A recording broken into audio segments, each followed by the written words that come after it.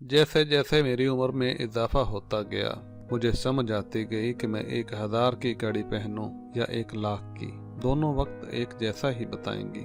मेरे पास बैग 2000 का हो या 20,000 का, उसके अंदर की चीज़ें तब्दील नहीं होंगी। मैं 200 गज के मकान में रहूं या 2000 गज की कोठी में, तन्हाई का एहसास दोनों जगह एक ही तरह का होगा।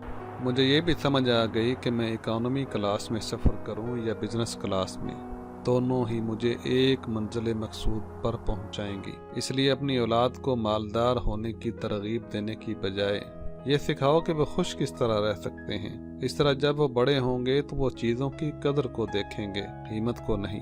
लेकिन बच्चों को समझाने से पहले हम खुद ये समझें कि जो लोग ज़ाहरी हालत से उसकी कीमत का अंदाज़ा लगाते हैं वो काबिल सताइश नहीं बल्कि काबिल रहम होते हैं। इंसान की असल कीमत उसका इखलाक, उसका बर्ताव, मेल जोल का अंदाज, सिला रहमी, हमदर्दी और भाईचारा है।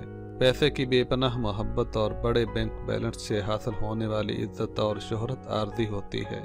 बहुत जल्द लोग ऐसे अफराद से दूर होने लगते हैं और आखिरकार वो शख्स तन्हाई का शिकार हो जाता है।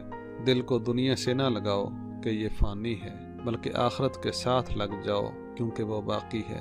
नाज़रीन, उम्मीद है आपको हमारी ये वीडियो पसंद आई होगी। इस तरह की मज़ीद वीडियोस देखने के लिए हमारे चैनल कासिम अली स्टूडियो को सब्सक्राइब करना मत भूलिएगा। साथ में बेल आइकन को भी प्रेस कर देंगे तो हमारी हर आने वाली वीडियो सबसे पहले देख पाएंगे। जल्द मिलते हैं एक नई वीडियो के साथ। अल्लाह हाफ़िज़ व नासिर।